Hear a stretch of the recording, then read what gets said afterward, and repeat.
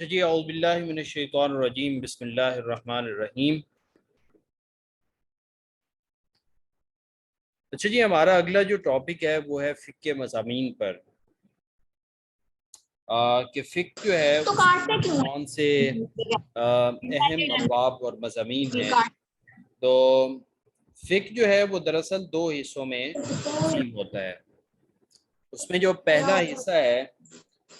وہ ہے کہ جس پر افراد جو ہے وہ عمل درآمد کرتے ہیں، ٹھیک ہے، جس کے اندر جو ہے وہ عبادات یعنی نماز، روزہ، حج، زکوٰۃ آ جاتے ہیں۔ پھر آئلی قوانین ہے جس کے اندر نکاح ہے، طلاق ہے، وراثت ہے یا وصیت کے احکام ہے۔ معاملات ہیں کہ جس میں ذاتی جو خرید و فروخت ہے، لین دین ہے یا کاروبار اور تجارت ہے، اس سے متعلقہ معاملات آ جاتے ہیں۔ پھر کچھ معاشرتی معاملات ہیں، لوگوں کے میل جول سے تعلق رکھتے ہیں یا لباس اور خوراک سے تعلق رکھتے ہیں۔ تو یہ چار ایسی چیزیں ہیں کہ جن پر افراد کو جو ہے وہ عمل درآمد کرنا ضروری ہوتا ہے۔ تو اس لیے اس کا پہلا جو شعبہ ہے یا حصہ ہے وہ افراد سے تعلق رکھتا ہے۔ فقہ کے کچھ ایسے احکام بھی ہیں کہ جس پر حکومت یا ریاست نے عمل درآمد کرنا ہوتا ہے، ٹھیک ہے، جس کے اندر جو ہے وہ ریاست کے فوجداری احکام آ جاتے ہیں، جس میں حدود جو ہے وہ شامل ہیں، جیسے چور کے ہاتھ کو کاٹنا ہے، قصاص ہے یا حد قمر ہے۔ تو یہ چیزیں جو ہے وہ افراد نہیں بلکہ ادارے ان پر عمل درآمد کرتے ہیں، اور خاص طور پہ حکومت اور ریاست جو ہے اس کی ذمہ داری ہوتی ہے۔ اس کے ساتھ ساتھ اسلام کا جو پروسیجرل لا ہے جسے قانون ضابطہ کہتے ہیں، یہ بھی ریاست کے دائرۂ کار میں آتا ہے۔ اور ساتھ میں اسلام کا جو بین الاقوامی قانون ہے جس کو انٹرنیشنل لا کہا جاتا ہے، وہ بھی ریاست کے جو ہے وہ دائرۂ کار میں آتا ہے۔ اس کے بعد آتے ہیں جی فقہ کے ابواب کی طرف۔ تو فقہ کے ابواب میں سب سے پہلے طہارت ہے، پھر نماز، روزہ، زکوٰۃ، حج سے متعلق ابواب بندی کی جاتی ہے، اور پھر شخصی قوانین ہیں، خرید و فروخت ہیں، حلال و حرام، اور کچھ آداب اور قواعد سے متعلق جو ہے وہ ابواب بندی کی جاتی ہے فقہ کی کتابوں کے اندر۔ اب جب دنیا کے قانون کو ہم دیکھتے ہیں تو دنیا کا جو قانون ہے یا آپس کے لین دین یا جرم کے ارتکاب پر سزاؤں سے متعلق جو ہے وہ زیادہ تر معاملات زیر بحث لاتا ہے، جبکہ جو فقہ ہے اس کا دائرہ کار اس سے کہیں زیادہ وسیع ہے، اور وہ عملی نوعیت کے جو مسائل ہیں ان کے اندر جو ہے وہ ہماری یعنی جو روزمرہ کے معاملات ہیں، عملی مسائل ہیں، اس کے اندر جو ہے وہ فقہ اسلامی جو ہے وہ ہماری رہنمائی کرتی ہے، ٹھیک ہے۔ اور دنیا کے اگر قوانین کو ہم دیکھیں تو دنیا کے قوانین جو ہے وہ مذہبی اور دنیاوی تقسیم ان میں ہوتی ہے، جبکہ فقہ کے اندر دنیا سے متعلق معاملات بھی زیر بحث لائے جاتے ہیں، اور دین سے متعلق جو معاملات ہیں، مذہب سے متعلق جو معاملات ہیں، وہ بھی زیر بحث لائے جاتے ہیں۔ یعنی اس میں فقہ اسلامی کے اندر جو ہے وہ عبادات بھی ہیں، معاملات بھی ہیں، اور آداب بھی جو ہیں وہ شامل ہیں۔ اور اس لیے جو ہے وہ اسلام ہمیں یہ دعا سکھاتا ہے کہ ربنا آتنا فی الدنیا حسنہ وفی الآخرۃ حسنہ وقنا عذاب النار۔ یعنی اسلام نے جو ہے وہ دونوں کو، دین کو بھی اور دنیا کو بھی، دونوں کو، یا دنیا کو بھی اور آخرت بھی، دونوں کو جو ہے وہ ملحوظ نظر رکھا ہے، اور اسی حوالے سے جو ہے وہ اپنے ماننے والوں کی جو ہے وہ رہنمائی کی ہے۔ اس کے بعد ہم آتے ہیں جی علم فقہ کے آغاز و ارتقاء کی طرف، کہ علم فقہ جو ہے وہ اس کا آغاز کیسے ہوا اور پھر یہ کیسے پروان چڑھا۔ تو ابتدا میں ایسے ہوتا تھا کہ لوگ جو ہے وہ صحابہ کرام سے جو ہے وہ جا کر مسائل دریافت کرتے، اور ان کے پاس جو قرآن و سنت کا علم تھا جو انہوں نے نبی محترم صلی اللہ علیہ وسلم سے سیکھا، تو وہ سیکھتے، اور پھر صحابہ کرام کے جو اجتہادات تھے ان سے بھی استفادہ کیا جانے لگا۔ جیسے عبداللہ بن مسعود رضی اللہ عنہ ہیں، ان کے اجتہادات بہت مشہور ہیں۔ جیسے حضرت علی رضی اللہ عنہ ہیں، حضرت عائشہ رضی اللہ عنہ ہیں، حضرت عبداللہ بن عمر ہیں، حضرت انس بن مالک ہیں،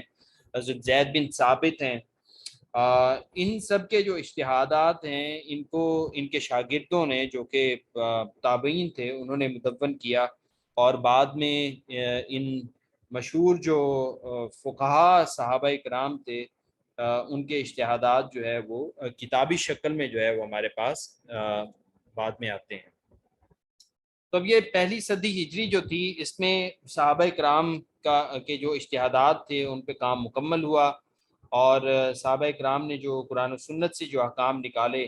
وہ سارے احکام جو ہے وہ صحابہ کرام سے ہوتے ہوئے جو ہے وہ تابعین تک منتقل ہوئے، اور انہوں نے یہ جو احکام ہیں ان کو مرتب کر کے جو ہے وہ آگے تبع تابعین کے جو ہے وہ حوالے کر دیا، اور پھر تبع تابعین نے جو ہے وہ اپنے شاگردوں کے حوالے کیا، اور اس طرح سے جو ہے وہ الگ الگ کتابیں جو ہے وہ مرتب ہوتی چلی گئیں۔ اگر ہم فقہ کی تاریخ پر غور کریں اور اس میں یہ جاننے کی کوشش کریں کہ فقہ پر جو پہلی باقاعدہ کتاب ہے وہ کون سی ہے، تو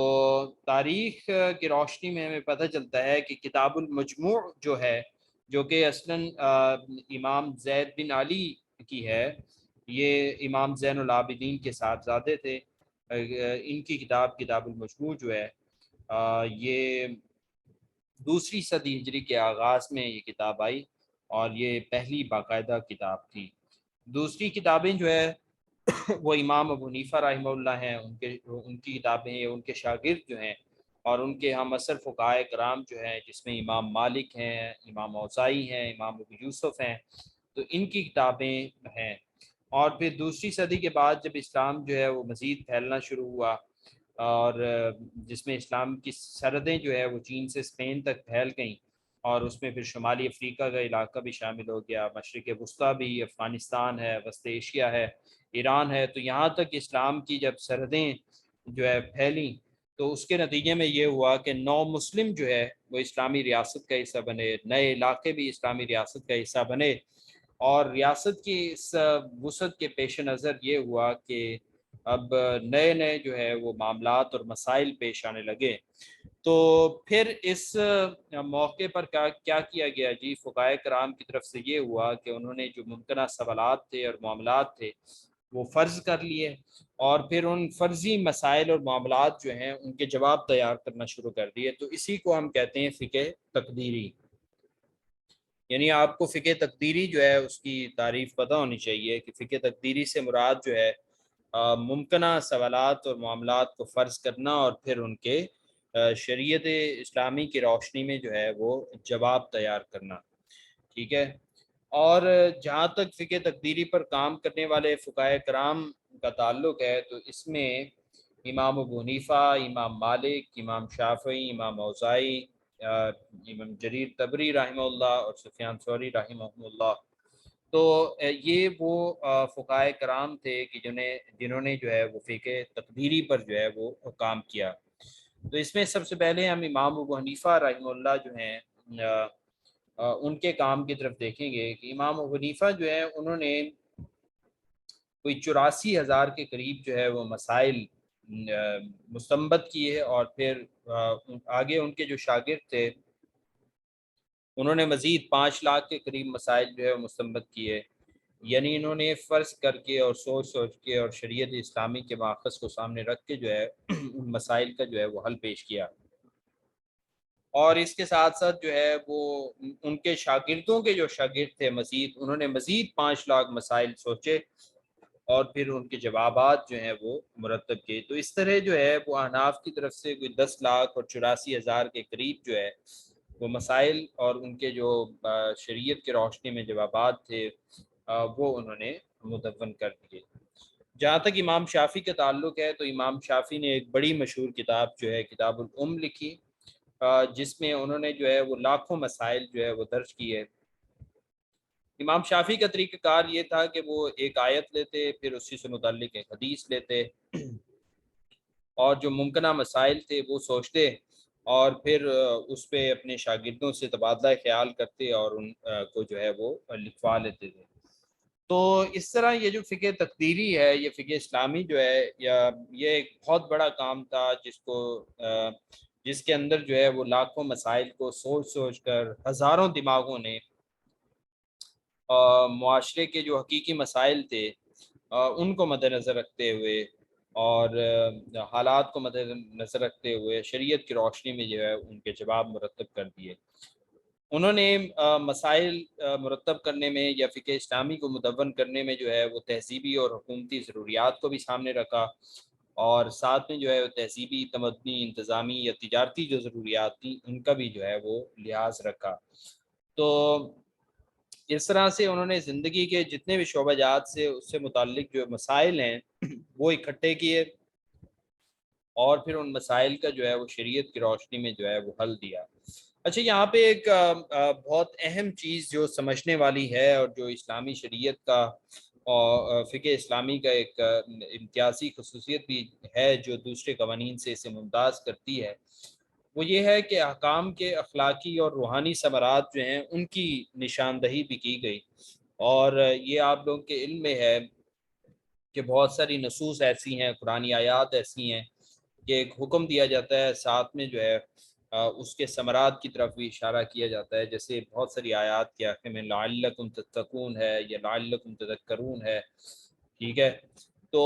یہ سارے جو ہیں اس کے اثرات ہوتے ہیں جن کی طرف جو ہے وہ نشاندہی کی جاتی ہے۔ جیسے قصاص کے بارے میں کہا گیا کہ فی القصاص حیات، کہ تمہارے لیے قصاص میں جو ہے وہ زندگی ہے۔ زکوٰۃ کے بارے میں کہا کہ کئی لا یکون دولت بین الاغنیاء۔ تو